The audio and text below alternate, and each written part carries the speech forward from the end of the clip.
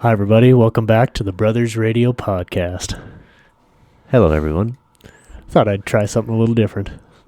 Try what different? Well, it was a little bit different of an intro. Oh, you mean more professional? Yes. I was going for more of a professional vibe. Giggling, going, hey, everybody. John, how's it going? Or however the fuck you usually do it. I switch it up every once in a while, but...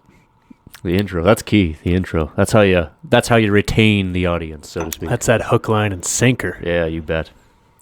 It's Wednesday. Sure is. It's cold as fuck. Well, it's not that cold, but it's been foggy. It's freezing rain out there. Fucking freezing rain. Well, I heard an old farmer's tale, and I think there's a merit to it. Oh, you need a bottle opener? Yeah. All right. No, continue. Sorry about that. The old farmer's tale is 90 days after a foggy day. So there's a lot of foggy days in, February, March. 90 days afterwards, it's supposed to rain. Is that right? Apparently.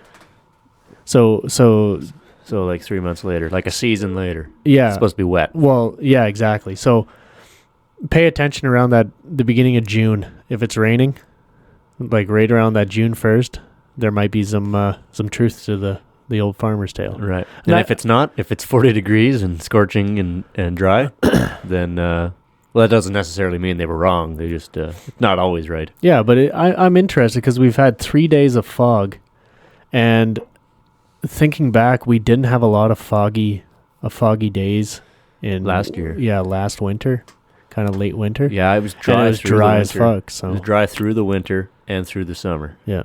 So then it compounded with that drought. But if we're getting foggy, fucking freezing rain in March, then it could very well be that it gets wet. Come springtime, I'm early summer. hoping there's lots of rain this year. That'd be good. Because a lot of farms, a lot of feedlots are hurting. Scrounging for barley. They're buying lots of corn. Yeah. Their silage piles are getting pretty small. Yeah. It's kind of they're hurting. So if we get a good growing year, they'll be all right. But if we get another dry year, it's going to be sketchy business. It's going to be sketchy business. Yeah. Yeah. Yeah, I wonder if it's another dry year, another not ideal year, are they going to attempt to just buy feed from the States? Well, they have been buying a lot of corn, but they need their silage to carry it all. I mean, right. They have their corn silage, but I mean their silage is a huge percentage of their feed. Right. Like it's kind of like they can't just operate solely on corn that they're importing. Exactly. It's the bread that carries the peanut butter, I guess, so to speak. You gotta have that slice of bread. Right. Cow bread. Yeah. That kind of idea. You need your bulk mass to carry the good supplements, your micronutrients, your bit of barley, all that stuff. Right. Interesting. Huh. So that it might be rough if there's not a lot of silage this year. Exactly. So we need a good growing season. That's what we're praying for. Yeah. Praying for rain. And if not, let's go Mad Max on this shit. Everyone for themselves. That's right. Well, especially with fuel at $1.46. I'm starting to see it at $1.56 some places. Holy sweet. Like in Alberta? Yeah, like Calgary. With Airdrie maybe, Red Deer. Serious? Yeah. So I filled up today at $1.46. I should have filled up. I'm afraid it's going to go up again. Oh, for God's sakes. Yeah. Which is interesting because now it's bringing to light just how much Russian oil that we're importing. That the United States imports too, which is fucking weird. Because often we all always thought there was a lot of Saudi oil as well. Yeah. Which is true, but a lot of our imported oil is also coming from Russia. And because of this whole Ukraine shit, now we're just embargoing that shit outright. And it's just so bizarre. It's like, why are we not producing with what we have here? And we don't have a single fucking refinery in this country. Or do we have one? There's one. There is some refineries. There's one in Halifax that refines the stuff that is imported. That refines Saudi imported oil. So we're not even refining our own oil. And I think there is one refinery in Alberta. Let's fact check. See, I don't think so. I don't think so. I think there is. I remember looking this up. I don't think it's Canadian owned.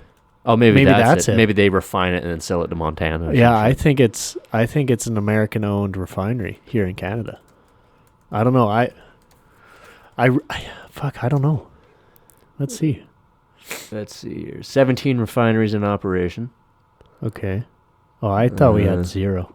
There are 14 gasoline-producing refineries in Canada, 17 in total, 6 in Western Canada, 4 in Ontario, 2 in Quebec, and 2 in the Atlantic provinces. Okay. Although production varies by refinery, gasoline comprises the largest portion of refinery output at 36%. Obviously, they produce other refined petroleum products like diesel fuel and kerosene and, jet fuel, which is kerosene. And Vaseline? Don't believe Vaseline. Well, maybe. I don't know. Where do they get Vaseline from, I wonder? Well, it's a petroleum. It is, but is it like... is that the shit that like boils to the bottom? Yeah, is it like milk? It's like the cream on top. Yeah, they gotta wait for the Vaseline to separate from the diesel fuel. Exactly. Oh god, I have no fucking idea. They gotta send some dude in there with a fucking like a stick, and he's gotta scoop it all up. Yeah, he's squeegeeing the Vaseline out of the tank. I don't think so. So we do have refineries, but again, it's not nearly enough to provide for the amount that we're consuming. Let's see, where's that? I want to see that number of how. Okay, so we use in 1 year we'll use 46 billion liters of gasoline, and we produce 7.9 billion liters, I believe. Hold on. Vast majority of this process occurs in Canada. However, in 2018, imports of oil represented 46% of Canada's refinery inputs. So half of the inputs into our refineries is foreign oil. Right. And imports of refined gasoline, we're importing refined gasoline, 7.9 billion liters worth. Okay, that's fucking bullshit. Yeah. So we're refining American oil. So Russian oil and Saudi oil.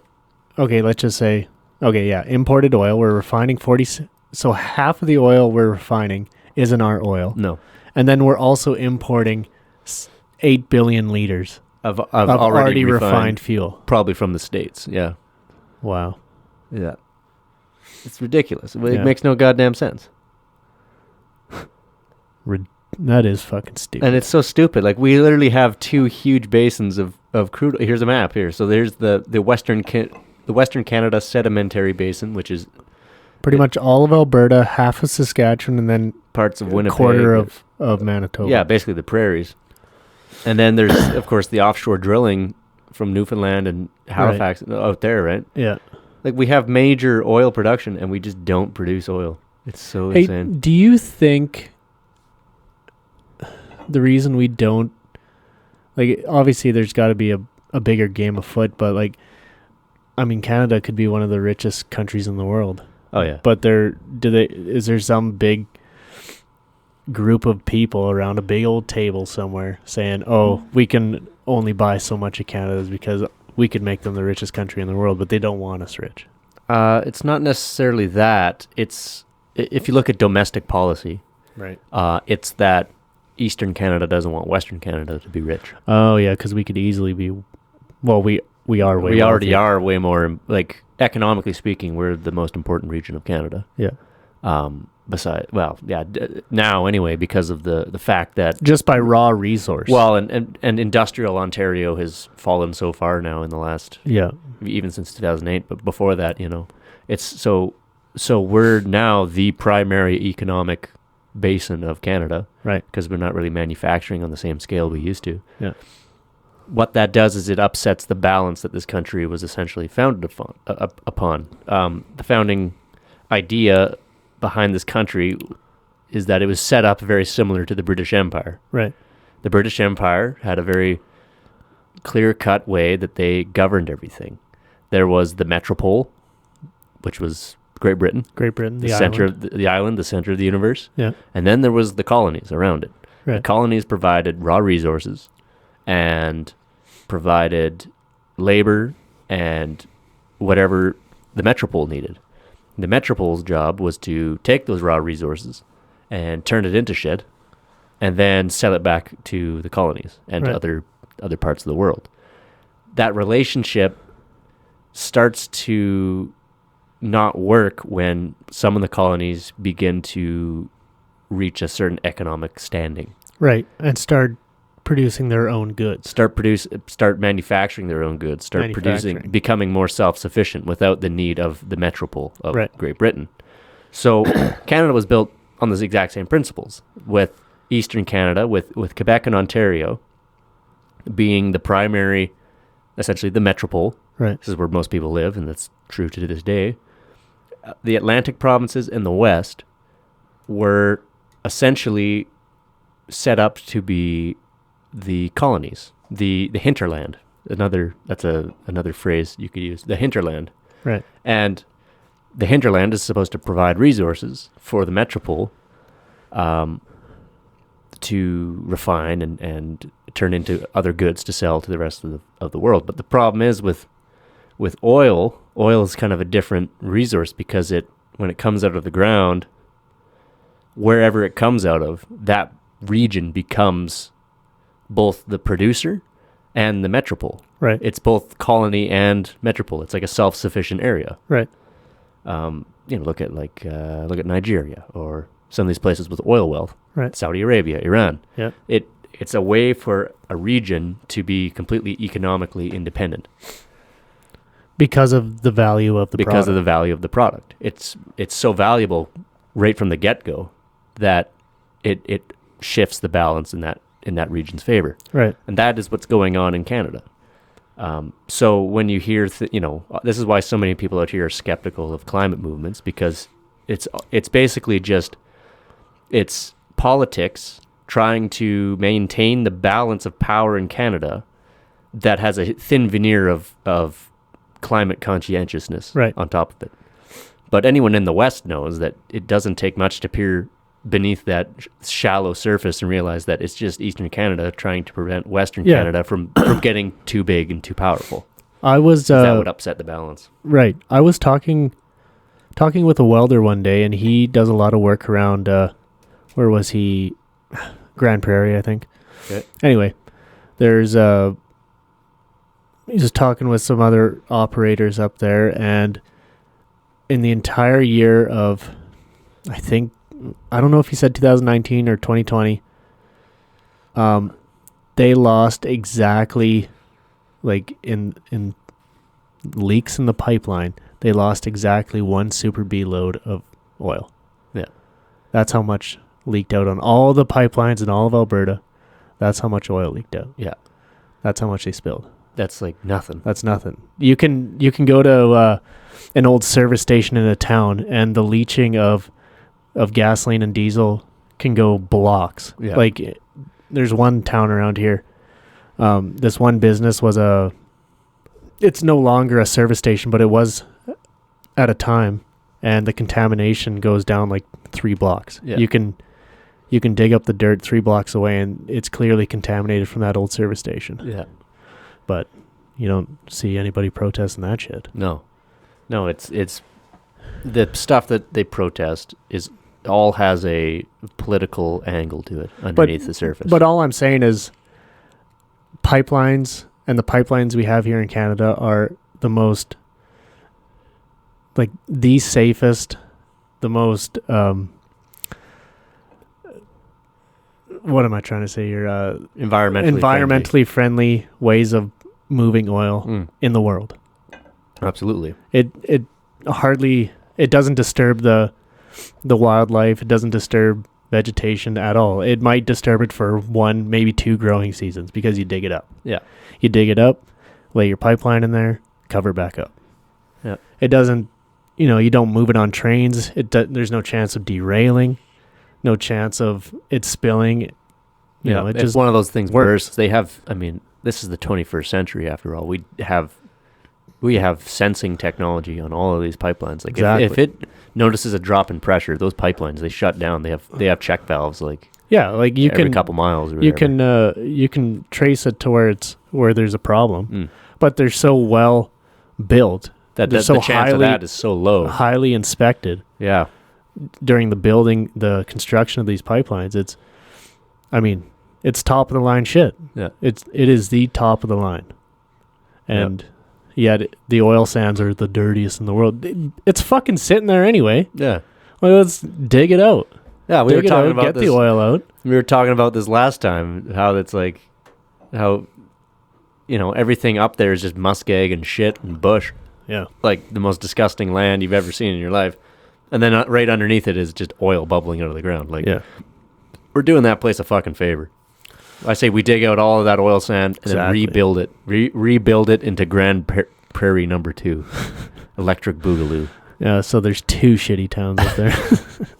Grand Prairie can go fuck itself. Honestly, anything north of Innisfail is shit. Yeah, I'd agree with that. Anything north of Linden, really. This is God's country here. Yeah, that's Linden, right. Alberta. That's right. Yeah. No, it's completely politically motivated to stop Albertan oil from being a major world player. Yeah. I mean, there is some economic reasons as to why Albertan oil is not nearly as attractive for investors. Yeah. Because it is more expensive to refine oil It is more sands. expensive. Like out in Saudi Arabia, you pretty much punch a hole in the ground and pump it into your car. Like it's that good to go. Not quite, like a little bit of refining, but like you just about pump it into your car right from the ground. Yeah, it's very, very sweet oil. It doesn't have very much sulfur content. Yeah. And it's just spewing out of the sand. Yeah. So in Saudi Arabia, I mean, you still have to refine it into gasoline, but they do not have to get rid of the sulfur. Whereas when we take tar sands and refine it, there's a extra process in there that is specifically required to get rid of the sulfur. And what that does is it causes our fuel to be more expensive per liter. And I don't know exactly what that number is. I should maybe look that up. Yeah, I wonder. Let's see. Tar sands, sulfur. I thought it was like, so you have whatever price a barrel. I don't know what it's going for. Are we like $85 a barrel now? 90? Somewhere in there. We're doing not bad. But I thought it was like around $17 to $20 a barrel is just refining Alberta tar sands. Something like that. Yeah. So it's probably a good 20% of the cost is refining. And that's just in a barrel of oil. Yeah. So essentially, bitumen has higher amounts of sulfur, and so it's more expensive to refine. So that makes sense to like, we'll just import large amounts of regular crude from the rest of the planet because it'll be cheaper in mass. Yeah. Well, yeah, maybe, and unless of course Russia starts a war, and these countries are not exactly stable. Yeah. Saudi Arabia and Iran, 2 of the largest oil producing nations on the planet, are basically in a cold war with each other. Like, this is not great for the rest of the world to be relying on oil that is not going to be reliable. Yeah. So whereas Western Canada is probably the most reliable source of oil there is. It maybe is a bit expensive, but if you do enough investment, it doesn't. You're going to have. It's going to be on par with Saudi oil. Well, it's more expensive to refine, but it's. I mean, you don't have to deal with the political bullshit. Well, and you don't have to worry about trucking it all the way across the planet on a tanker. Exactly, it's right there. You don't have to worry about the tanker then crashing and dumping oil everywhere. Then giving Greenpeace a reason to say let's switch to electric cars. Yeah, like it's just eight hours north. Yeah, it's so simple. I don't understand. It just doesn't make. You could just about put put pipelines to every property and have. You could have gas. Could have gas pumps at every house. Just about. Just have meters on there. Away you go. It's like natural gas at your house. Just have your gas meters. Dude, have life. Gasoline co-ops. Oh, dude, this is a good idea. That would be wicked. How do we get this going? How do we start this off? Well, okay, first of all, we got to have big refining reform. We got to have lots of refineries everywhere. Yep. Second of all, we have to eliminate Elizabeth May. And by eliminate, I mean drown in oil.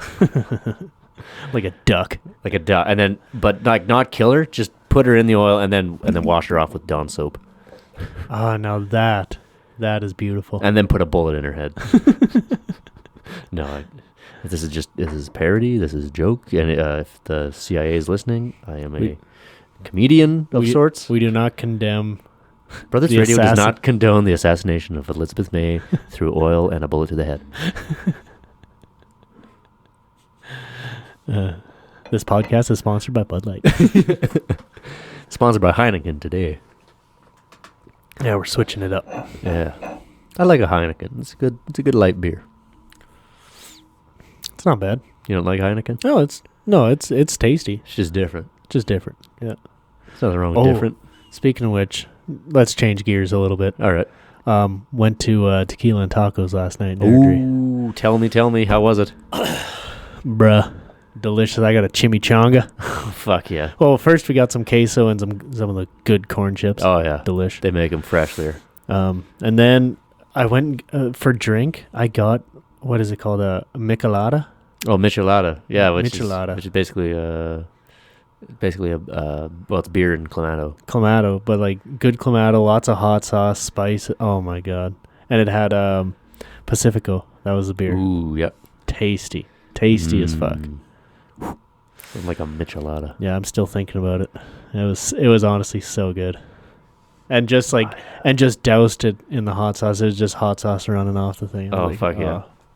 Fantastic. Yeah. That's my only gripe about that place is that they don't it's not nearly as spicy as like really authentic stuff because that's the only thing that they've changed. Too many white people going there. Because it's Airdrie, so it's just a bunch of suburban whites who can't handle fucking ketchup.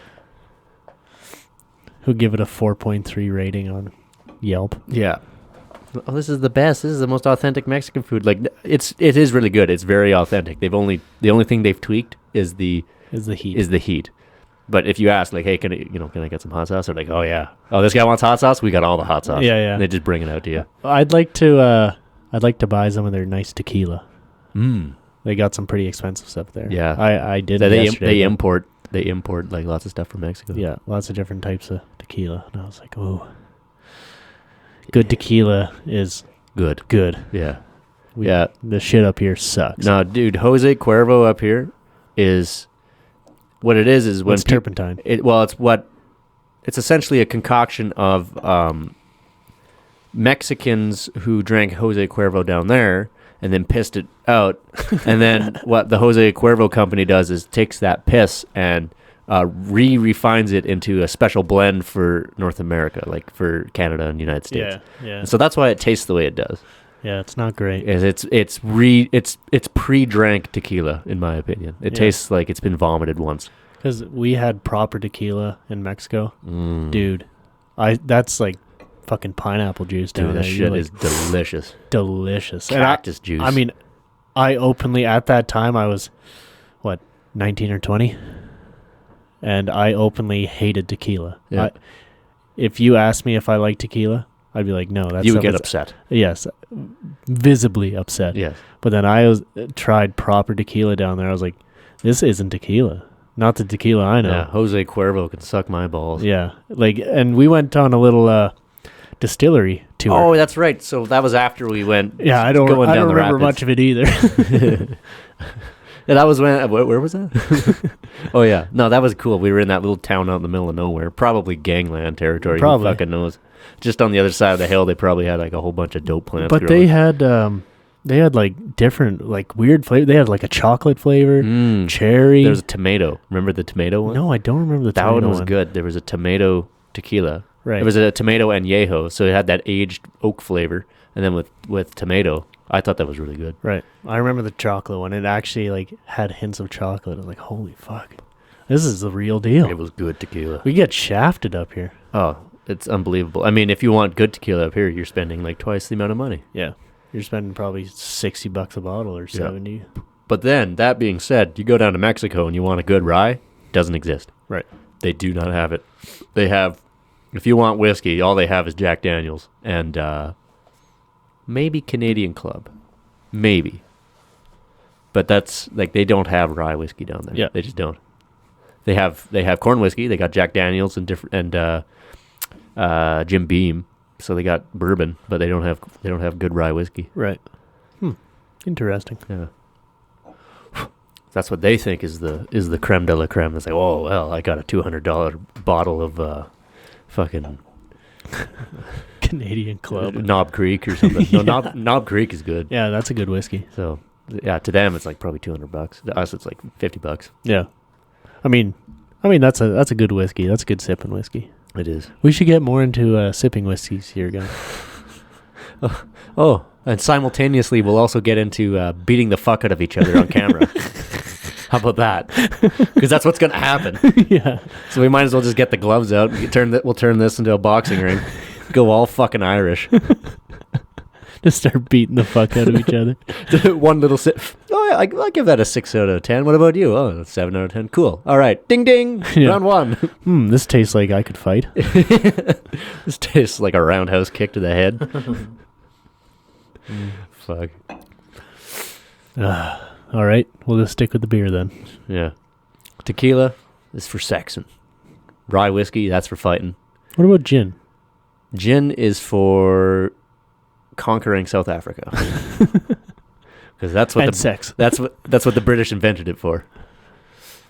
I don't know. I don't think gin is really for sex. Maybe just for sex. I thought gin was known as panty remover. Is that true? Tequila is panty remover in my world. Oh. All right. Fair enough. I thought it was gin. Gin's been known. To remove panties? I think so. Well, but that's only in the summertime, I guess. Oh, yeah. That's fair. You know, I don't think gin is much of a winter drink.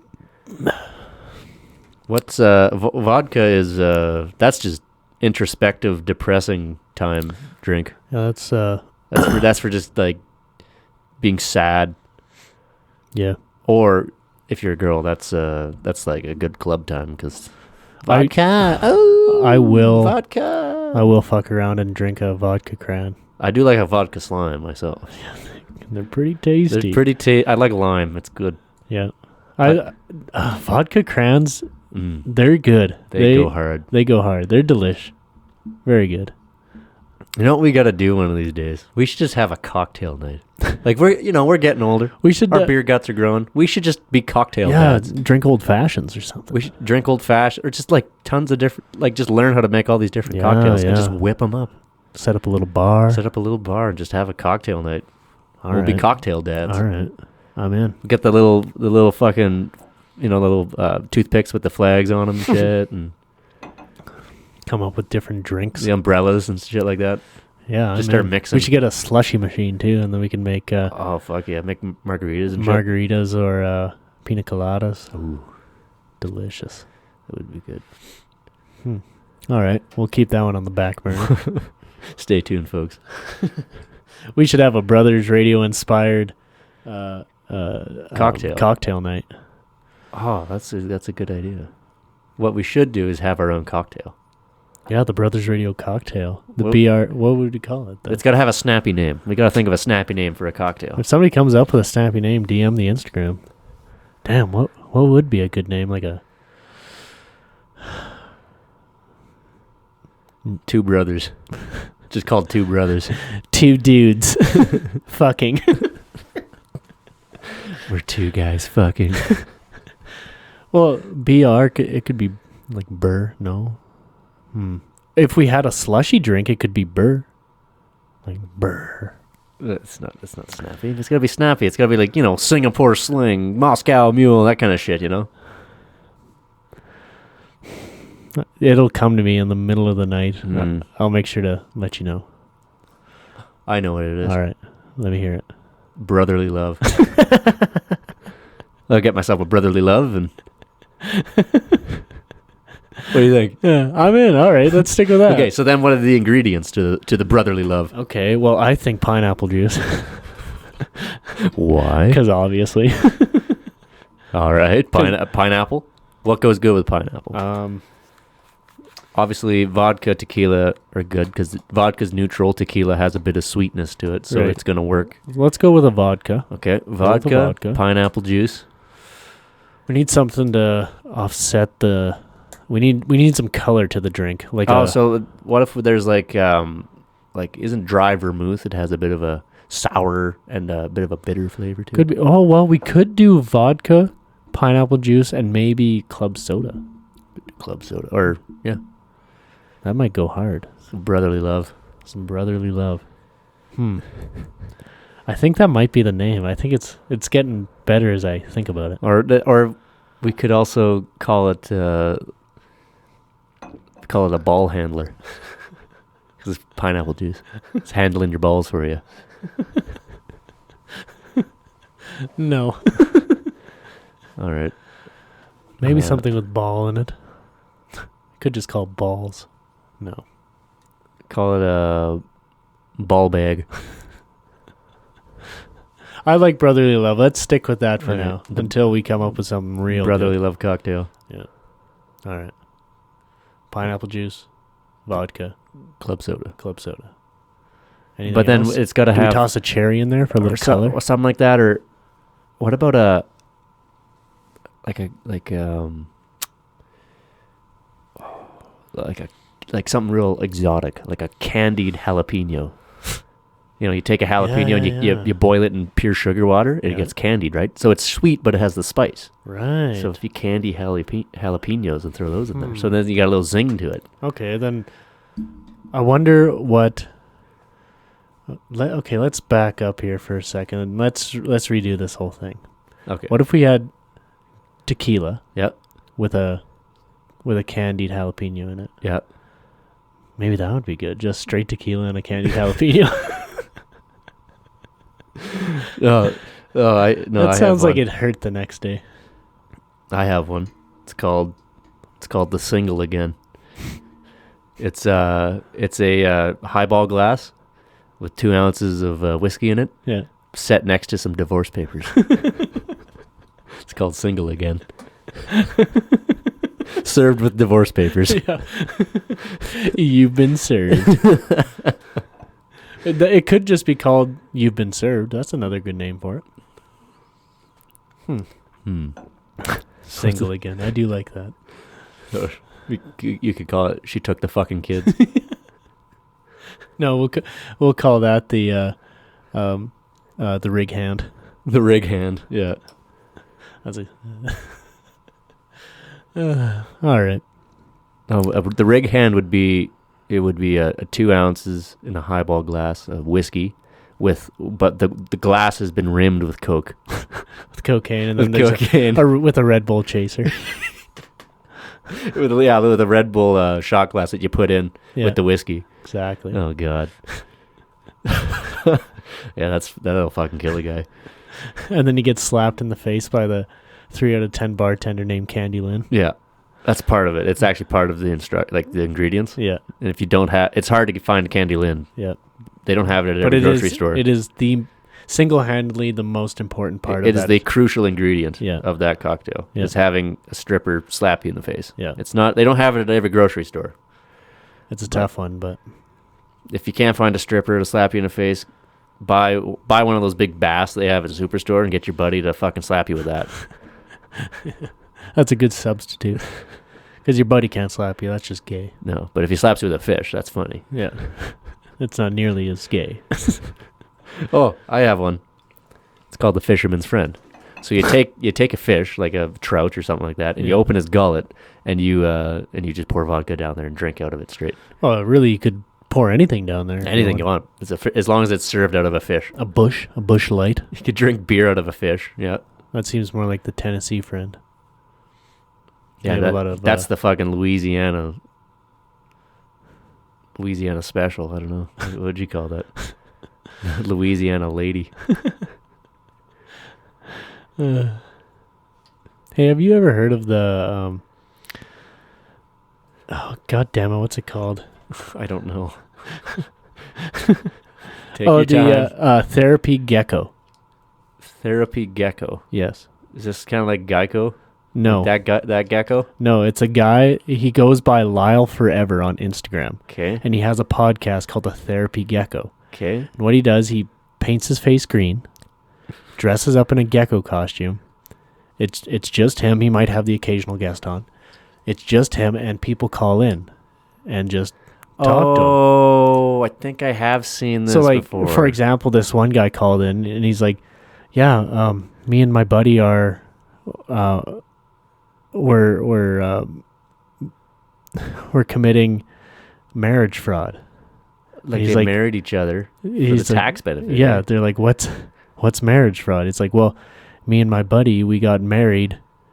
I get better benefits at my job if I'm married. He's like, you didn't commit fraud. You married your buddy. There's nothing fraudulent about this. It is legally binding. You guys are legally married. Just because you're not not actually a gay couple, you're still legally married. Yeah. But anyway, yeah, I listened to a couple of his pods, and they're pretty goofy as people just call in, and that is funny. It's kind of fun. And some people would kind of, get quite personal with their lives, which is kind of funny too. But okay, if anybody's out there, listen to the Therapy Gecko. Well, don't tell them to listen to that schmuck. Tell them to listen to us. Yeah, well, nah. They're already listening to us. Oh yeah, I guess. So if in your free time, when you've crushed all 53 fucking episodes of Brothers Radio, get out there and listen to some Therapy Gecko. Yeah. It's pretty funny. His YouTube's pretty funny. It's just I think I've seen him some dressed in green. I'll pull up a picture for you. All right. Yeah, this fucking guy. Have you seen him? Oh, yeah. I have seen him. What the fuck? Yeah, he's Lyle 4, the letter, number 4, Lyle 4 ever. Okay. Interesting. Hey, folks, if you're watching us on Spotify, I'd like you to look down at your phone right now and see if you can see us on your screen. Because I believe that we are now able to post video to Spotify.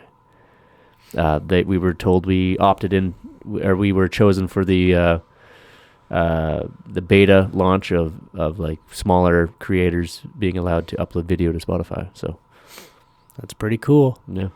So hopefully it works. If it's not working, well, I just tricked you into looking at your phone. So get off your fucking phone, you damn kid. Yeah, it's pretty neat. Oh. Need a beer? I'm gonna have another one, I think.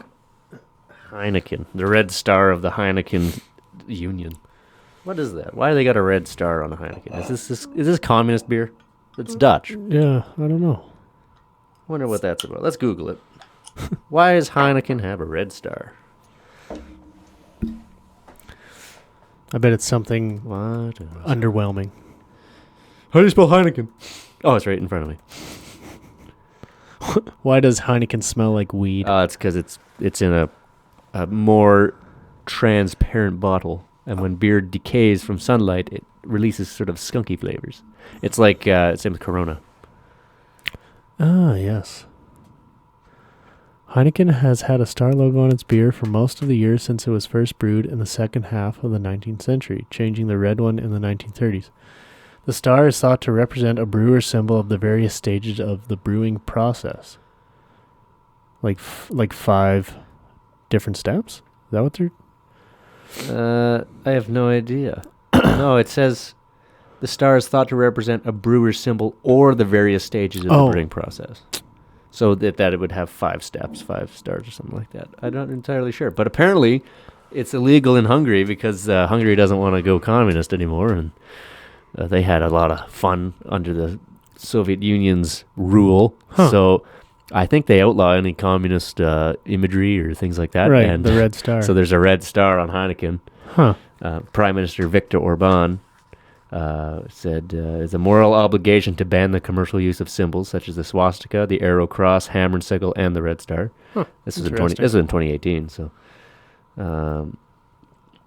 yeah. So it has something to do with beer, but it also has something to do with communism. So, do you think Heineken rebranded and just sell like Hungarian Heineken beer without the red star? Just like Hungarian. Yeah. Well, they could just change the color to yellow. Or blue, exactly. or something. Yeah. Blue. Change the color of the star to green. Yeah, they could just make that part like see-through. Yep. Okay, after World War II, Heineken changed the star from red to white with only a small red border. Over the years, the red border of the star of all export labels gradually became more prominent until 1991, when it became completely red once again. Oh, interesting. Yeah, that is fascinating. I don't know why it still doesn't explain why that's it. Well, I why they don't use think that there's a lot star. of meaning behind it. No, I think they just chose it, and then it just also just happenstancely is the communist symbol as well. Right. Which is why I think the swastika should be brought back. Because the Nazis ruined it for everybody. Well, they put it on they gave it a bad name. An eighth of a turn, and all of a sudden now it's the most hated symbol in all of history. Yeah. Because even if it's in its regular square shape, not the diamond shape. In any case, it's banned in most places in Europe. If you draw it on the wall, people will fucking come after you. I got a tattoo on my forehead of that, and people look at me weird. No. Because what did it mean in like Indian mythology? It meant like it was a symbol of peace. It was like it was an old sort of rune, I guess, in the Vedic traditions in India, and it was it's like a thousands of years old symbol that just got completely ruined by the Nazis because they're like, oh yeah, we're going to use this, and then we're also going to commit some of the worst war crimes of all time. Thanks, Hitler, you fucking prick. What he should have done is he should have used the Yankees logo. That would have been epic. The Red Sox. Use the fucking Red Sox logo. Fuck. Boston would have got nuked off the fucking map. Yeah, no doubt. Let's rebrand. The Boston Swastikas. That'd be the new team. Boston Swastikas. I like that. That's a good idea. Yeah. Not sure if it'll pan out, but I don't think so. I have a feeling that the people of Boston will approve of a change. I think they would be like, swastika, hell yeah. I can get behind that. People in Boston are fucked. But then again, I've never been there, so what do I know? Yeah.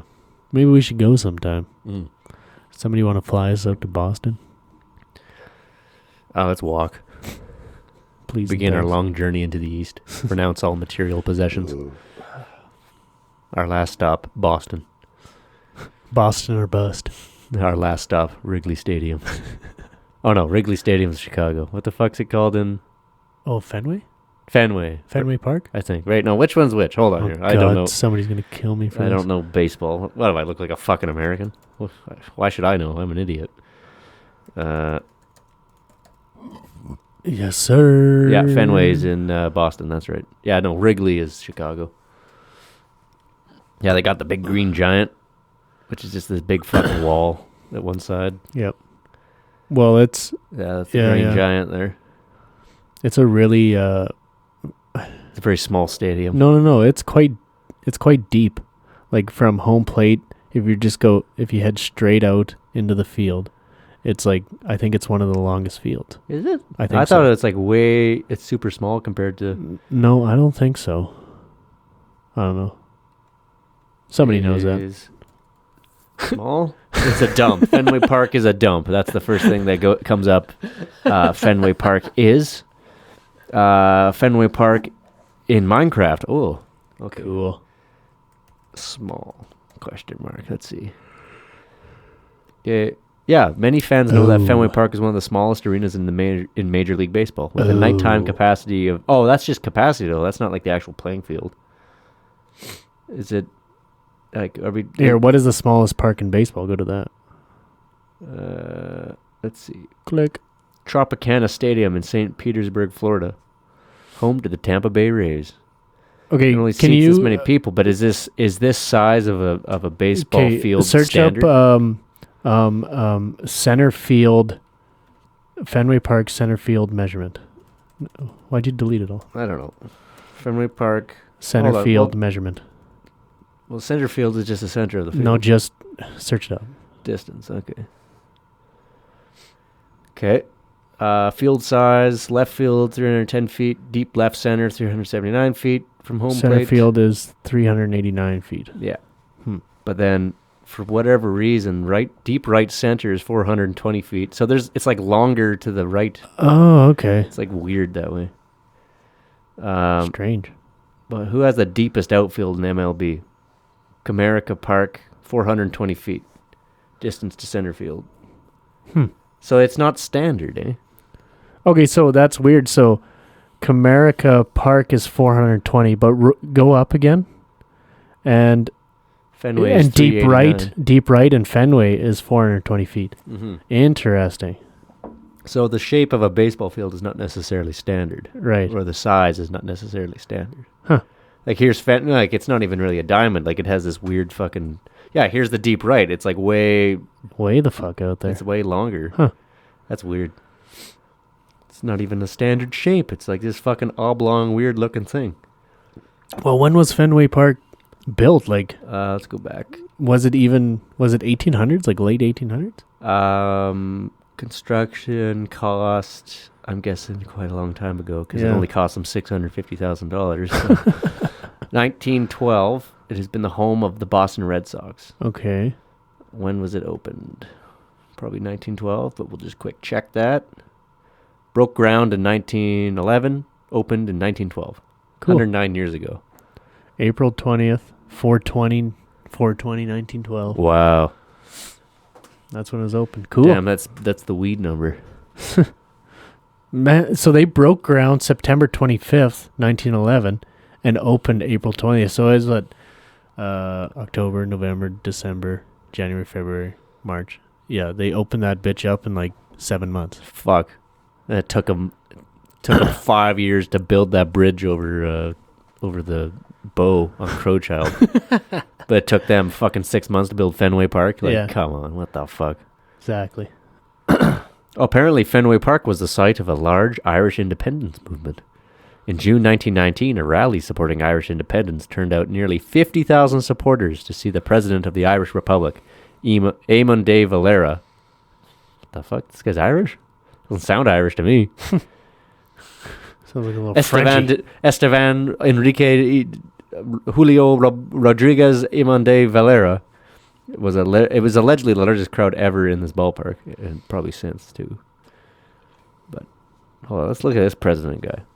His name is Eamon, which is Irish, but his last name is De Valera, so he must have been like, his dad must have been like Spanish or something, which is very common because they're both Catholic and were often hanging out and stuff. He's born in New York. Huh. And he became the third president of Ireland. Allegedly, yeah. Or prime minister. Looks like it. President. It's not president technically. It's the Tausig, or how the fuck do they say that? They don't use English words for their positions because they think English sucks. Right. Well, they're not wrong, but don't they speak it? A lot of them do, yeah. It's an Irish variant of English. Yeah. Okay, so his dad was a Spanish artist and his mom was from County Limerick. His dad was born in Cuba. Cuba. Sweet. So you telling me a Cuban was a president of Ireland? There's hope for us all. Yeah, a Cuban's a prime minister of Canada. Allegedly. Fascinating. Oh, he was involved in the Gaelic revival, bringing back the Gaelic language. The Easter Rising. Did he get car bombed at all? Let's see. This is too early for car bombing, isn't it? Maybe. Well, they had cars and they had bombs. So yeah, but the idea of car bombing, it may have been new, but it was possible to have car bombs. Yeah, true. That's all I'm saying. It may have been a totally revolutionary concept in 1919, but they did have cars and they had bombs. It doesn't take a complete genius to put those two concepts together. It took the Iron Lady to do that. If Margaret Thatcher did anything, she helped invent the car bomb, or at least bring the car bomb to a mainstream audience. Hey, if we go into Wikipedia and search up like car bombs, we should edit it like who invented car bombs and just put Margaret Thatcher in there. Can I do that? I don't know. No, they'll probably just hold on. There's a cocktail called the Irish car bomb.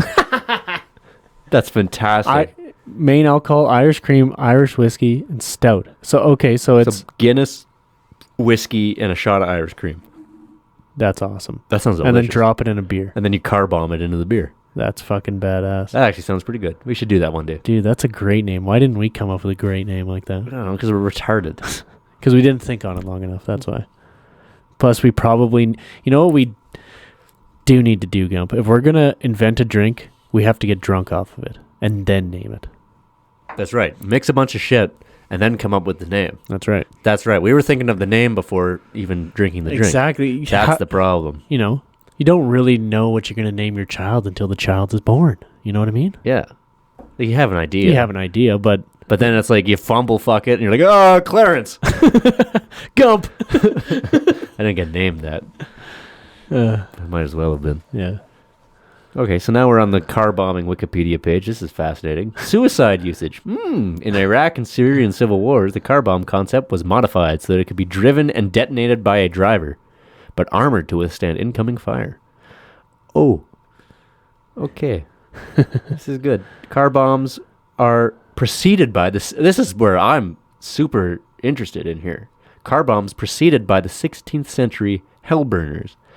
Explosive-laden ships which were used to deadly effect by the besieged Dutch forces in Antwerp against besieging Spanish. Nice. Oh, right, because the Netherlands was owned by the King of Spain at one time, and they fought a nice war. So that's cool. So they just loaded a bunch of gunpowder on a ship and crashed it in some other ships, and so that's fucking cool.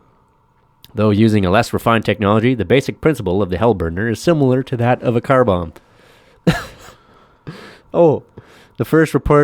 Here we go. The first reported suicide car bombing, and possibly the first suicide bombing, was the Bath school bombings of 1927, where 45 people, including the bomber, were killed, and half of a school was blown up. Where was this? In Bath, in England. Oh, okay. Why? Why did this guy do this? He's probably crazy. Probably. Mass casualty car bombing, and especially suicide car bombing, is currently a predominantly Middle Eastern phenomenon. God damn it. That's an Irish technology. You bastards. The Irish can't have shit. Ireland can't have anything.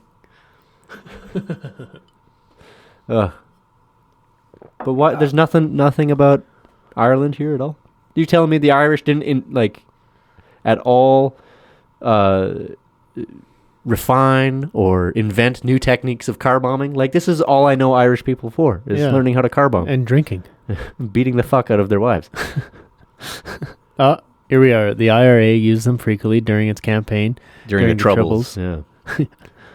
What do you mean? The Troubles is actually... That's what they call it. That's the conflict that lasted 30 years, from the 60s to the 90s. They just call it the Troubles. Yeah, it was very troubling. Yeah. People fucking exploding every Sunday. Jesus. Oh, yeah, this is interesting. The Omagh bombing by the real IRA, not to be confused with just the regular IRA. Yeah, they're verified on Instagram. Yeah, the real IRA is a splinter group. Caused the most casualties in the Troubles from a single car bomb. I wonder, let's see, how many people died in that one? Let's figure it out. Let's figure it out here. How many people died? 220 injured. How many dead? 29 deaths. 220 injured. Okay. Not bad. Not bad, Ireland. Not bad. Those are rookie numbers. Those are rookie numbers. But I think they really revolutionized the car bomb. Oh, I think so too. That's why they have a cocktail called the Irish car bomb. Called the car bomb. It's made entirely out of Irish ingredients. Yes. Fascinating. Nothing like a car bomb. How are your spirits, brother? Quite high, actually. This is a light topic. Interesting. Yeah. Yeah, I thought for sure there'd be a lot more Irish influence in the car bombing world. Absolutely. There's something about the Quebec Biker War. Hold on. What's this? Quebec Biker War. Where are you seeing this? Here. Oh, yeah. 1994 to 2002. I know the Hells Angels were big in Quebec. I know that. There's a turf war between the Hells Angels and the Rock Machine. There's a motorcycle club founded in Quebec. The war left 162 people dead and over 300 people injured. And also 100 plus have been imprisoned. There was 84 bombings and 130 cases of arson. Okay. And this is some Sons of Anarchy shit. Yeah. Except it'd be fucking French, so it'd be the fucking Sons du tabernacle. Sons du tabernacle. Hey, you motherfucker. Hey, I just want to get famous enough to have a Wikipedia page. That's all I ask. I mean, we could start one, I guess, couldn't we? Well, it's pretty easy to get a Wikipedia page. Car bomb. Of course. There is a fast route, but it is going to end in us both dying. That's the price you pay. I mean, we don't have to be there, but what's the price worse? you pay. Death or jail? Canadian jail. I'd take Canadian jail any day. Bunch of pussies. You're just gonna go there. Fuck, they got good dope, got good booze. Guards aren't even that bad. Honestly, jail's not that bad. But been in here 18 months. It's time to get out. Yeah. Get some family shit going with my family. Bubs is gonna come pick us up. Oh, they call it in French, la guerre des motards. Motards meaning motorcycles or motors. Motards. Yeah, that's what I call French people on motorcycles. Motards. Yeah, I like that. Fuck, French people are so funny. I can't believe they're real. I can't believe Quebec actually exists. It just doesn't make any sense, does it? Yeah, if you didn't go there, I'd believe it's a myth. Oh, it's far more plausible to me that Quebec is fake than Wyoming being fake. Yeah, because I've been to Wyoming. I guess I've been to Quebec too, but for all I know, they could have shipped me off to anywhere. Exactly. Just shipped in a bunch of fake French people with dumb accents. Could have been northern Alberta for all you know. Could have been northern Alberta, and then they just shipped in a bunch of retards who knew French. Sons of bitches. Fascinating. Here's a hot take I want to talk about. I want to get your perspective on this. All right. Old gay guys. And I'm not talking not old gay guys now, but back in the 70s, 80s when being gay was provocative. It was bad. Real bad. You were going to get your fucking ass kicked, that kind of shit. Yeah. Like it was actually risky. Those dudes were hard as fuck. Oh, yeah. Going to a park, yeah. Suck cock. Yeah, dude. Never knowing if you're just going to get your ass kicked. Imagine being a gay dude in 88. Oh, fuck. With the AIDS crisis and everyone blaming gay people for fucking gay cancer and shit. I'm just pulling over to approach the sucking dudes off. How is this my fault? Yeah. I'm just balling with my bros. Yeah. I'm just having sex with, on average, 15 men per week. Yeah. How is this my fault? But still, no, those guys are hard as fuck. Oh, yeah. He had to be hard to, actually go out and just suck cock. He had to, act on that. It wasn't this pussy shit today. Yeah. My perspective is... Now you just download an app. You download Hinge or some shit. What's the gay one? Grindr. That's right. I only know that because of adjacent knowledge, not because I'm on Grindr. Not that I've downloaded it twice. I downloaded it and met my... No, never mind. No, you actually had to... you had to go out to a park, and then you would just see young guys in kind of scantily clothes walking around at midnight and you in a park. You had your code. You knew gay guys wore a certain thing or were seen in a certain spot, so you'd go to those spots. I mean, I'm just assuming. I actually have no fucking idea. You listen to some of these guys from that time. You listen to guys from that time, how it worked. That's basically how it was. You just went to the park and was like, oh yeah. You just know. You look at a guy and be like, yeah, this guy wants to suck cock. Yeah. So you got your gaydar going on. So you just go, do the eyebrows or do the finger guns and bish bash bosh, you got a cock in your mouth. That shit was hard, and then all of a sudden you got fucking jumped by the cops, probably. The cops are like, look at these fucking faggots, beat the living fuck out of both of you. All of a sudden you're sucking a cop's dick. Oh, it's a sting. It's a sting operation. Yeah. Freeze, you're under arrest, punk. What? How am I under arrest? My dick's in your mouth. You have the audacity to call me gay? You're the one sucking cock. You're the one with the billy club in your mouth. Oh, the cock's on the other foot here now, pal. Yeah. Yeah, you couldn't even take a cop seriously. I'm going to handcuff you. All right, bet. I hope you do, bad boy. Yeah. Put me under arrest, officer. Wrestle me to the ground. Get me dirty. Yeah, those guys were hard as fuck. It was hard as fuck. You had to, I mean, you were getting the shit kicked out of you, like, constantly. Oh, yeah. You never knew where to turn, who to trust, any of that shit. Like, those guys were hard. Oh, yeah.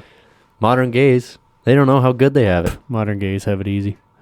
Modern gays just don't realize that being gay back in the day was, like, intentionally... Well, shit, up until the, 50s, it was illegal in Britain. Yeah, it was illegal in a lot of places.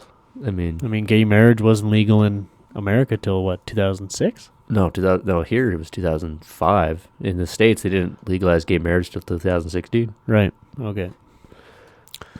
So that was illegal, None of that shit was legal. Those old gays, they were hard as fuck. Those Stonewall dudes. Yep. Right? The fucking cops came in and raided the fuck out of the place, beat the living shit out of a bunch of gay dudes just trying to suck cock. Like, yeah. It's like, hey, we're leaving more girls for you, boys. Yeah. Why the fuck are you getting mad at us? More bitches for you. Don't mind us. We're just here drinking Irish car bombs and drinking Irish car bombs and sucking cock. There's nothing wrong with that. Yeah, no, I think there needs to be more respect for those days because it's, I think, sort of the modern LGBTQ, the BT, the community. It's like... It's so disconnected from its past. Yeah. It has no idea where it has come from. Like, it just thinks that it is owed everything. Yeah. They actually have no idea what it's like to be, like, truly oppressed. Yeah. Like, truly oppressed. Like, scared to go out at night. Yeah. Oppressed. Exactly. And real fear, like... like your job is on the line. Your life is on the fucking line. You had to live like in the closet. Now, you come out of the closet happy. No one gives a fuck. Or you throw, it's like, this is my coming out party. Yeah. So you and all your friends suck each other. Yeah, what? Is that a thing? A coming out party? Oh, I'm sure it is. I mean, we have fucking gender reveal parties. Yeah, that's weird too. It's like, that's that's only started in the last few years, gender reveal parties. Yeah. It's weird. It is. Who fucking cares? Like, why don't we just wait till the bitch is born and see what it is? Or you get the ultrasound, like, oh, it's a boy. Cool. Like, I don't even know the motherfucker. I'm going to start assigning gender roles to it? I want nothing to do with a gender reveal party if I ever have a child. It's a boy. It's not even here. Why do I care? Wait till it's here. Then I'll care. Yeah, well, like, let's just have a party just 'cause. Yeah. Let's just have a party and then make sure the mother-to-be is not drinking, of course. Of course. Making virgin car bombs. Oh, there is no way to make a virgin car bomb. It is all alcohol. There's 100% alcohol ingredients. True, every part of it. You could do just straight up cream.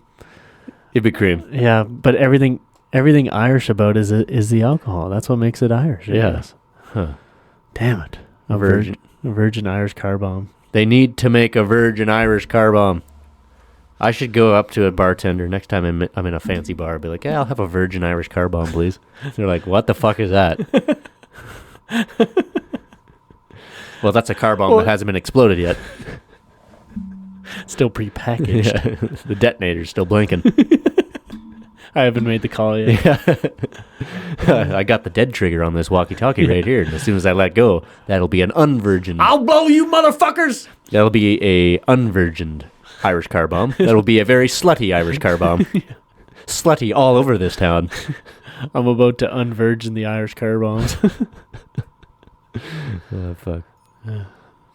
Outstanding. What kind of cocktails did those old gay guys drink? Like back in the 80s. Like what were those guys into? Vodka crayons, probably. Vodka cran, vodka slime, Moscow Mule, probably. Like gay dudes like their fancy drinks. Yeah. I mean, I like fancy drinks too. Well, if there's anything... Wait a minute. We like fancy drinks. Yeah, and I dress well. I'm very neat. If there's anything that I've always admired about, wealthy gay men, is how well they dress, and how put together their lives look.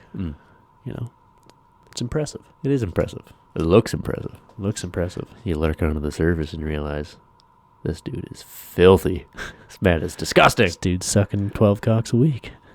I mean, good for him. That's more cock than I'm sucking, I guess. But he's got me beat there. But, I don't know if that's anything to be proud of. Yeah. Yeah. I wonder, like, you go to just a regular old bar and girls are always complaining. Well, not complaining, but yeah, complaining. You go anywhere with a girl and they're just like, oh, men objectify us so much. I wonder I bet if you were to go into a gay bar, I bet that's how girls feel in bars, like just a regular bar. That's fucking sweet. Go to a gay bar, dudes are just buying you drinks. You're fuck yeah, no expectation of sucking cock. I'm not. I have been hit on by a gay dude. Yeah? Yeah. Did you think you were gay? Oh, no. Why was he hitting on you? Was he drunk? No, because, it was at Billy's. This gay guy was clearly hitting on me, and I don't give a fuck. I was genuinely... Take what you can get, so long as his cock's not in your mouth. I was genuinely talking to the guy. Yeah. And then girlfriend at the time was actually quite upset at the guy because he was hitting on me, and I was like, whatever. And then what do you say? Oh, when you're done with him, can I have him?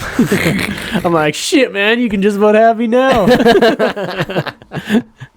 That did not go well. That did not pan out for you, eh? Yeah. That relationship quickly deteriorated. If your girlfriend is mad at you because some gay guy's hitting on you, that ain't your girl, bro. Fucking dump her ass. No doubt. If she's that, upset about something happening. About a gay guy hitting on a straight man. Yeah. Like, what are you scared about? Yeah, what are you scared of? Are you that? That's insulting. Yeah, that is. That girl thought that you'd actually cave and suck that guy's cock. Yeah, exactly. Now, I would think that too, but this is your girlfriend. Recently, I've been seeing a lot of videos. It's like watching porn is cheating. You're watching another girl have sex, and it's like, girls. Yeah. You're talking about girls here? What the fuck are you talking about? It's awesome. Yeah. Them old gay dudes, man. You gotta respect those motherfuckers. You ever watch, what's that movie? What's that fucking movie? Is it with Matthew McConaughey? No. Oh. Not that one. That's a good one, too. Dallas Buyers Club. That's a good film. No, it's got fucking, the guy who plays Magneto. What the hell is his name again? Ian McKellen. It's got Ian McKellen. Okay. It's about when they first discovered AIDS. It was like an HBO movie, I think. Right. I can't remember the name. It's really good. And it's like, it's about all the 80s gay dudes who were like, like dealing with this thing. Right. And realizing that the national what would you call it? The programs that are meant to deal with pandemics and epidemics and diseases essentially was ignoring this problem because it was just affecting gay people. Right. So they're like, oh, well, this is, whatever. This is just because they're gay. This is a gay related thing. And then they realized, oh, it's transmitted to everybody. Right. And then they started getting involved. And the band played on? And the band played on. 1993. Yeah. Yeah, that's a good movie. Interesting. Yeah. And if you should listen to Scott Thompson talk about like being gay in the 80s, right? Scott Thompson was a member of the Kids in the Hall troupe on the TV show, Canadian TV show. Hilarious. Love it. Back up a second. Phil Collins starred in and the band played on. He was in that one? Apparently he was in the cast, yeah. He played a gay guy? Played Eddie Papasano. Eddie Papasano. Was that the flight attendant? Might have been. Is he bald in that one? Yeah. Okay, that wasn't the flight attendant. I can't remember. Anyway. Phil Collins. Yeah. Anyway, Scott Thompson. So Scott Thompson from Kids in the Hall, like he talks about being gay in that time. Like, yeah, you go to a park and you just know. Like you go to a park knowing, oh yeah, that guy's gay. Let's fuck. Yeah. And he talks about how half of the people he knew from that era died. Yeah. Like in his lifetime, like during those years, the AIDS years, like half of the people he knew just fucking died. Yeah. There was a lover of his fucking died, and he based his Buddy Cole character on that lover that he had. Right.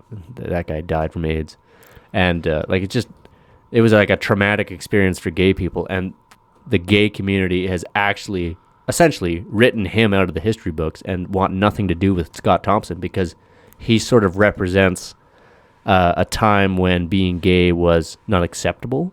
Right. And because of that, they don't want to remember that time. Right. And so he says that he's not thought about, he's not at all discussed, even though he was one of the first openly gay actors, one of the first openly gay comedians in the Western world.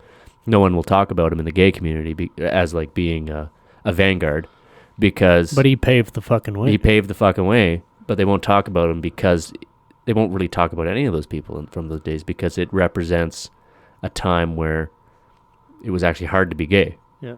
They want to forget that past instead of like acknowledging it.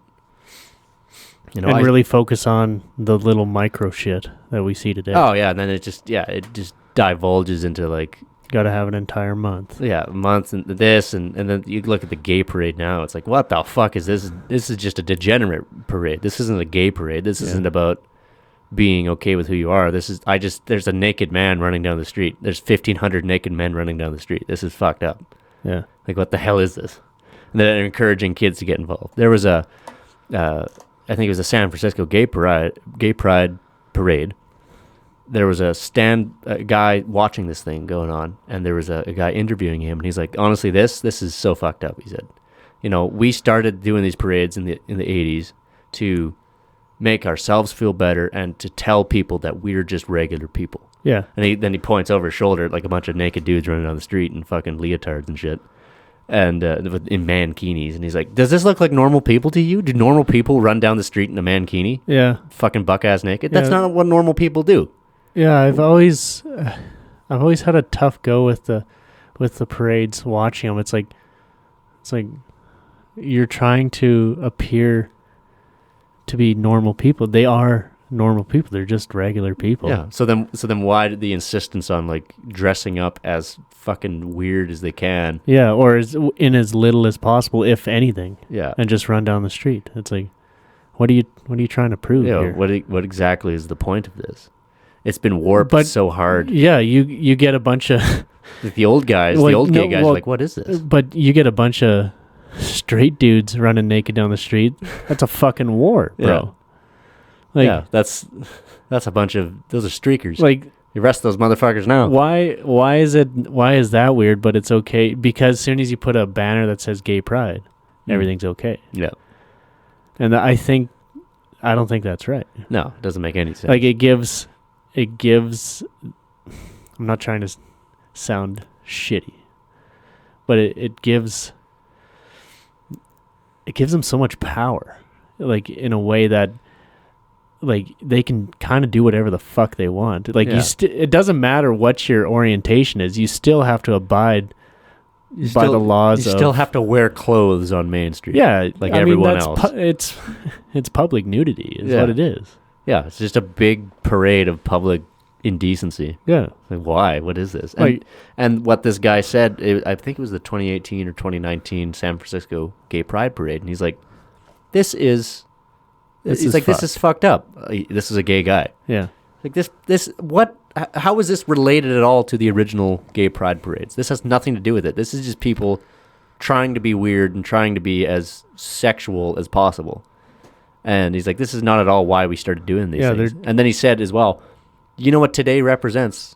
He said this year represents the, I think it was the 50th anniversary of the Stonewall Raid. Right. Which was that gay bathhouse in New York, I believe. That got raided by the police and people beat up and it's fucking horrible, right? It's like, this is the 50th year 50-year anniversary of that. Why is no one talking about that? Why is there not a big banner of, remember Stonewall or something like that? Like, why is the history not part of this movement? Yeah. It's so strange. Yeah, I don't get it. Yeah. I don't get it because I'm not gay. I don't understand it. Well, you can understand.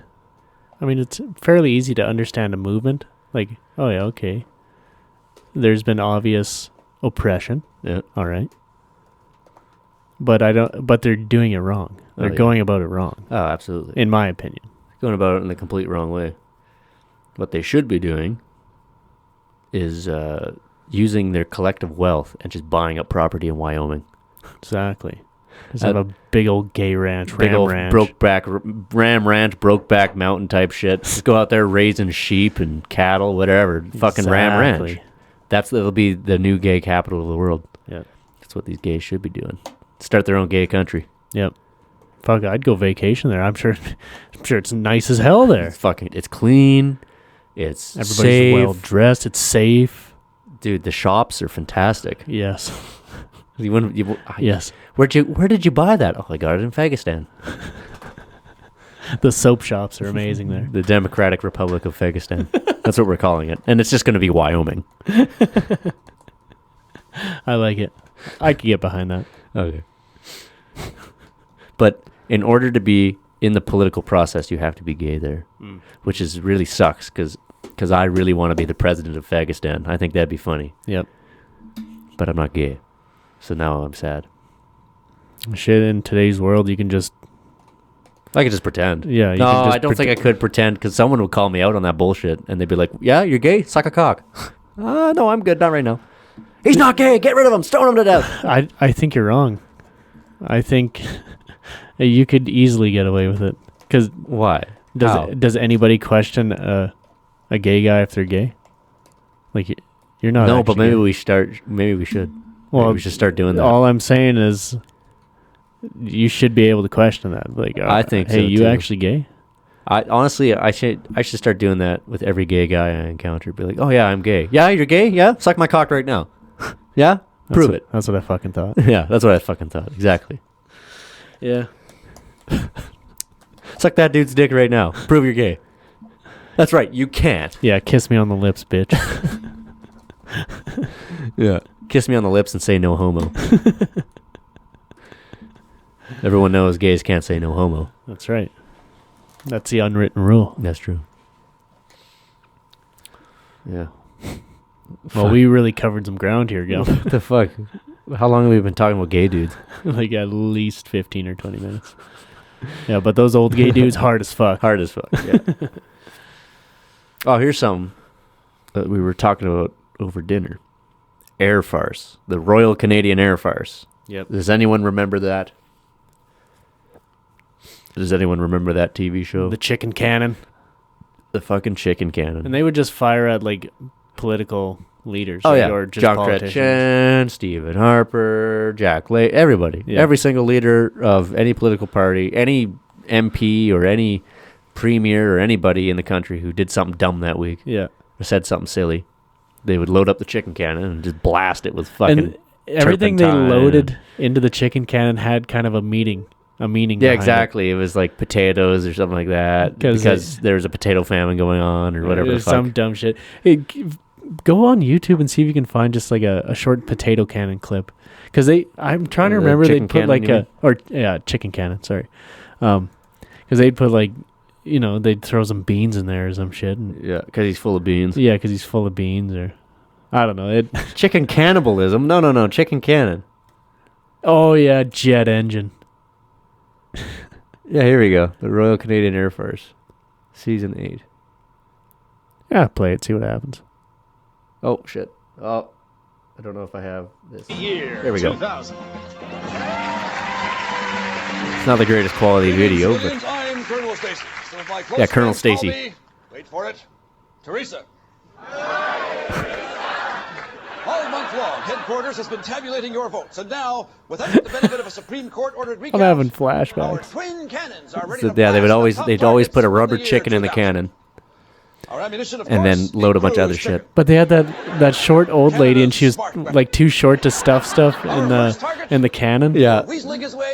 So they always had to get someone up there. She was like jumping to put stuff in the cannon. Yeah, they'd boost her up. Who's this guy? Richard Haddish. Hold on, go back a second. Not sure. Our target of this... Our first target for weaseling his way to the top of the dung heap, winner of TV's Survivor show, Richard Hatch. Oh, he's the winner of Survivor that week. This guy is so off any island I'd be on. And when ready, fire! It's so stupid. I love it, though. That singer of of such banal, superficial, revolting, vapid, stomach-churning pop songs, Britney Spears. Yeah, now they're gonna kill Britney Spears. Fire!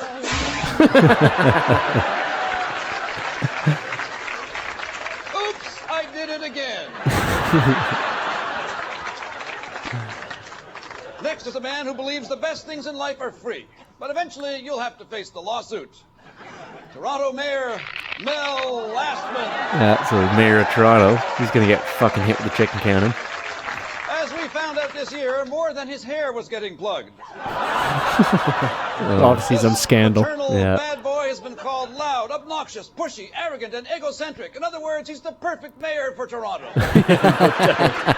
That's a twofer right there. Yeah. Your next choice, Mr. Nice Guy of Hockey, Marty McSorley. Boo. Who is that? Marty was convicted in court me. using his stick as a weapon. When ready, no, wait. This poor man has already been through enough. It isn't right to shoot him with the chicken cannon. Hits him with a hockey stick. Yeah. Love it. Love it. That's fucking great. Been through enough. Oops, I didn't mean to do that, Rep. I was only trying to get his attention. Your next choice for creating the biggest American fiasco since Who Wants to Marry a Multi-Millionaire? The U.S. presidential election. Oh, it's just the election in general. Bush versus Al Gore. Turns out democracy's shining knights can't tell their Chad from their dimple. And fire! Caught Al in the face. Yeah. That's funny. Now that's an electoral vote I can get behind. All right, now comes the moment we've all been anticipating. Your most requested chicken cannon target of 2000 for putting Canadians through the totally unnecessary exercise of a federal election, Jean Chrétien and the other party leaders. Oh, the whole works of them. Jean Chrétien and the other party leaders. Good. Our ammunition for the Prime Minister, cream pie. Perfect to be tossed in his face. Stockwell Day, a carton of chocolate milk. The whole fucking carton. Yeah. And meanwhile, the drum roll's going. Gilles Duceppe, a flaky quiche covered in a rich béarnaise sauce. For Alexa McDonough, a healthy helping of the new breakfast cereal, Loser Krispies.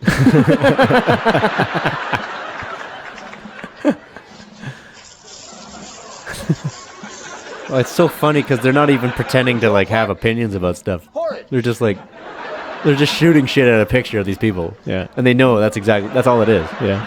And to top it all off, in honor of the way the candidates conducted themselves, mud. Mud flinging. We will sling some mud. And when ready, Oh, come on. Come on, quality. fire! That's so good. Oh, and this would have been the 2000 to 2001, like the New Year's party.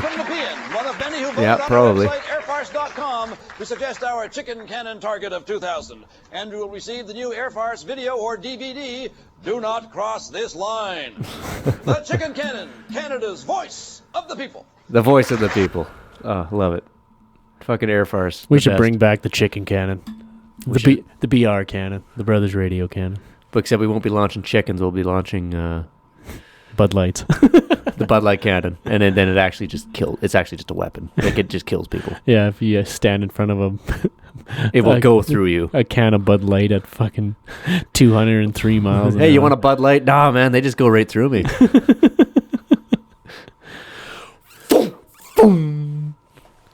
Oh, Oh, no. they're hell on my guts. What guts? They're all over the countryside. That's a good idea. All It's a right. good business plan. Is it? No. It's not worth the $100 worth of PVC pipe. Might be. Actually, yeah. We could build a potato gun All that right, launches Bud Lights. we'll come back to you, folks. We'll get back to you on that. It'll be a potato gun that launches Bud Lights at 500 miles an hour. Fed by ether. Yeah, brake clean.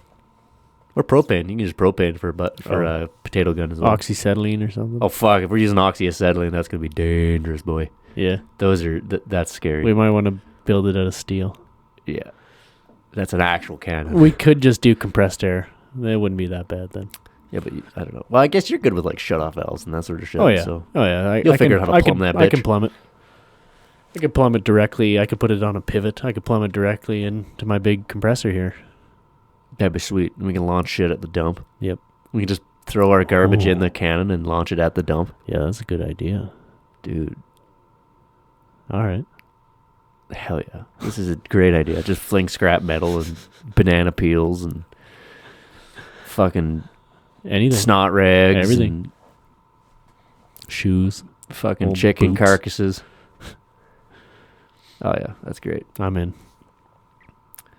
Well, maybe we'll do how about we do a Today in History and then wrap things up? We haven't done a Today in History in a long time. Yeah, let's do it. Okay. So, for some reason, they changed the website that I usually go to, so now they don't go as far back, which irritates me because I like that ancient history. Yeah, because you could see like Alexander the Great came out of the closet or some shit. Sucked his friend's dick on this day in history. Like, all right, that's good to know, I guess. So in 1776, the Americans began shelling the British troops in Boston. Sadly, the British troops died and Boston survived. It was completely the reverse of what they wanted to happen. Yeah. In 1781, Maryland ratifies the Articles of Confederation. She is the last state to sign. In 1793, Sam Houston, president of Texas, later Texas senator and governor, this is his birthday, March 2nd, Sam Houston. 1797, the Directory of Great Britain authorizes vessels of war to board and seize neutral vessels, particularly if the ships are American. This is the fundamental issue that then causes the War of 1812. Right. So, 1810, the birthday is the birthday of Leo. Is that the 9th? 13th. Oh, is that the 13th? Yeah, 10 and 3. So 13th, Right. Okay. Yep. the 256th Roman Catholic Pope. Holy fuck. Oh, to put an end to the robberies by the Barbary pirates, the United States declares war on Algiers. That was the thing. They call it the Barbary Coast. Huh. Moroccans and Algerians, the Berber, they call it the Barbary Coast because of the Berber people there. Right. They were just raiding the shit out of anything that came through the Mediterranean. The Americans were pissed. But the problem is, why is this all American history now? Like, it used to just be world history. Now it's just purely American shit. Yeah. And this is the same website? This is the same website, but they changed it to be just purely American shit. Bull. Makes me sad. Bullunk. I don't care about American history. What was that about Mussolini? Hold on. Okay, something about...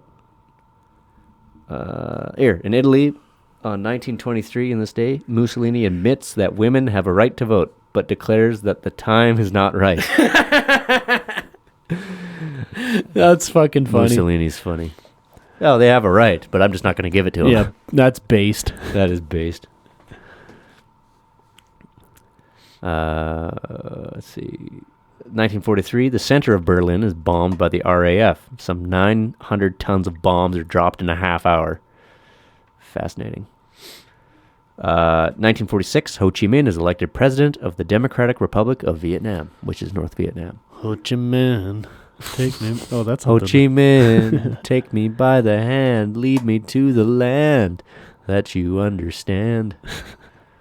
Ho Chi Minh, Americans are on my ass. This is not fun. All right, that's enough. Vietnam. The death of empires. What else have we got here? Oh, 1956, France grants independence to Morocco. What else we got? Oh, here, 1968, the siege of Khe Sanh ends in Vietnam. The U.S. Marines stationed there are still in control of the mountaintop. 73, federal forces surround Wounded Knee, South Dakota, which is occupied by members of the militant American Indian movement who are holding at least 10 hostages. I think they should have scalped them. That would have been cool. That would have been pretty fucking sweet. That would have been very Apache of them. Yeah. I think they were Sioux. Oh, no, it just says American Indian movement. I'm guessing they're Sioux because it's South Dakota, but who knows? Yeah. 1978, on March 2nd, Czech pilot Vladimir Remek becomes the first non-Russian, non-American in space. He was Czech? Yeah, he's practically Russian.